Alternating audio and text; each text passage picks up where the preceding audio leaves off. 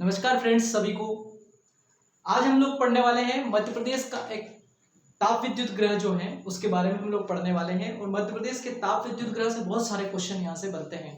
ताप विद्युत ग्रह वो विद्युत ग्रह होते हैं या विद्युत केंद्र होते हैं जहाँ सर ताप मतलब कोयले से बिजली उत्पादित की जाती है, उसे ताप विद्युत केंद्र कहा जाता है। तो मध्य प्रदेश में कोयला का एक बहुत बड़ा क्षेत्र है। मध्य प्रदेश में कोयला के दो क्षेत्र हैं, एक सतपुड़ा कोयला क्षेत्र कहलाता है और एक विंध्याचल कोयला क्षेत्र कहलाता है।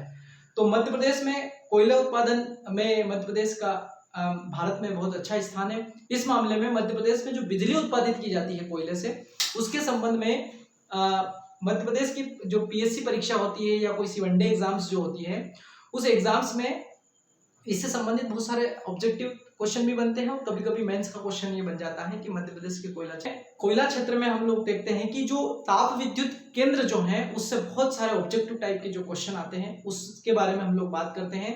बहुत ज्यादा ताप विद्युत केंद्र जो है नहीं, लेकिन जो 5-6 ताप विद्युत केंद्र है मध्य प्रदेश के उसके बारे में हम लोग पढ़ते हैं। निश्चित रूप से आपके लिए बहुत उपयोगी साबित होगा। जैसे हमने टॉपिक बनाया है मध्य प्रदेश के ताप विद्युत केंद्र। ताप विद्युत केंद्र में हम सबसे पहले देखते हैं कि इस मध्य प्रदेश का पहला ताप विद्युत केंद्र कौन सा था, उसके बारे में हम बात करते हैं। तो मध्य प्रदेश का पहला ताप विद्युत केंद्र जो था वो चांदनी ताप विद्युत केंद्र था, जो 1951 में बना था। ठीक है, कहीं पर इसको 1952 भी लिख रखा होगा। तो चांदनी ताप विद्युत ग्रह जो था ये मध्य प्रदेश का पहला ताप विद्युत ग्रह है, जो कि चांदनी ताप विद्युत ग्रह के नाम से जाना जाता है।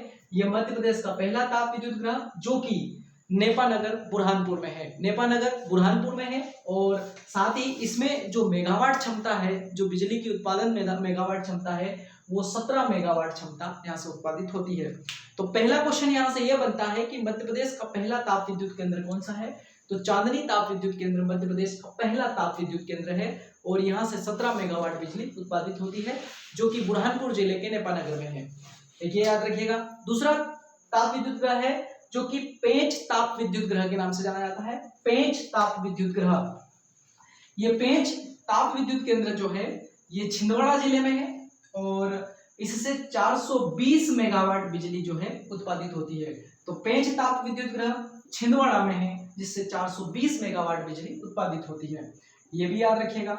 तीसरा है जबलपुर ताप विद्युत ग्रह, जबलपुर ताप विद्युत केंद्र। जबलपुर ताप विद्युत केंद्र जो है ये जो है जबलपुर में है और इससे सिर्फ 15 मेगावाट बिजली उत्पादित होती है। तो जबलपुर ताप विद्युत ग्रह केंद्र जो कि जिससे सिर्फ 15 मेगावाट बिजली उत्पादित होती है। चौथे नंबर पर आते हैं हम लोग अमरकंटक ताप विद्युत केंद्र।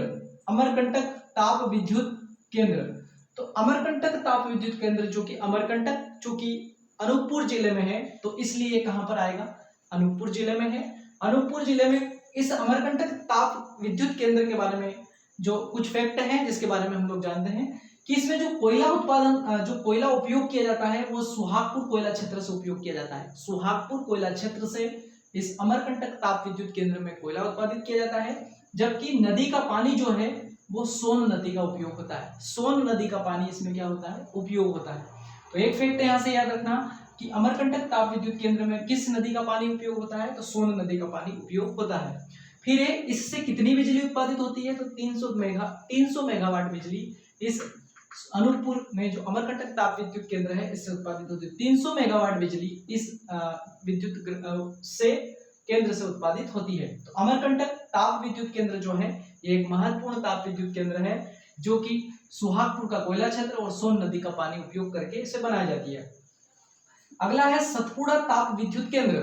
सतपुड़ा ताप विद्युत केंद्र मध्य प्रदेश का बड़े ताप विद्युत केंद्रों में आता है, जो कि ये पाथरखेड़ा एक जगह है बैतूल जिले में, वहां पर स्थित है। पाथरखेड़ा बैतूल जिले में स्थित है।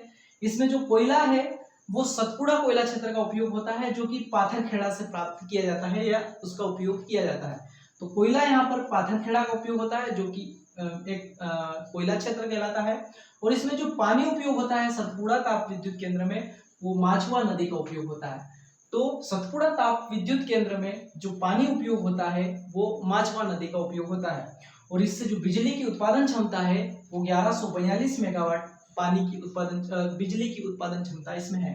तो तो ये फैक्ट याद रखिएगा, सतपुड़ा ताप विद्युत केंद्र मध्य प्रदेश का दूसरा सबसे बड़ा ताप विद्युत केंद्र है जहाँ सबसे ज्यादा बिजली उत्पादित होती है। और आखिरी में हम लोग पढ़ते हैं मध्य प्रदेश का सबसे बड़ा ताप विद्युत केंद्र है जिसे हम विंध्याचल ताप विद्युत केंद्र के नाम से जानते हैं। विंध्याचल ताप विद्युत केंद्र जो है ये मध्य प्रदेश का सबसे बड़ा ताप विद्युत केंद्र है बिजली उत्पादन के मामले में।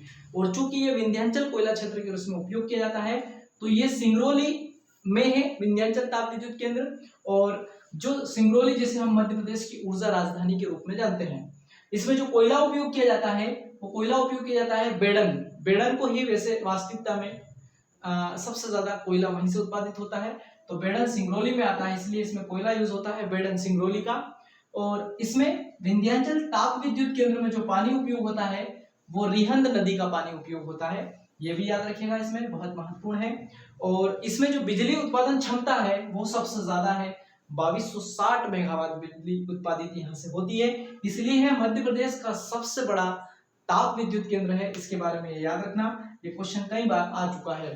तो ये कुछ मध्य प्रदेश के ताप विद्युत ग्रह से संबंधित विद्युत केंद्र से संबंधित क्वेश्चन हमारे ऑब्जेक्टिव थे, यहाँ से ऑब्जेक्टिव हो सकते हैं। मेंस में भी ये क्वेश्चन आता है कि मध्य प्रदेश के ताप विद्युत केंद्र को समझाइए।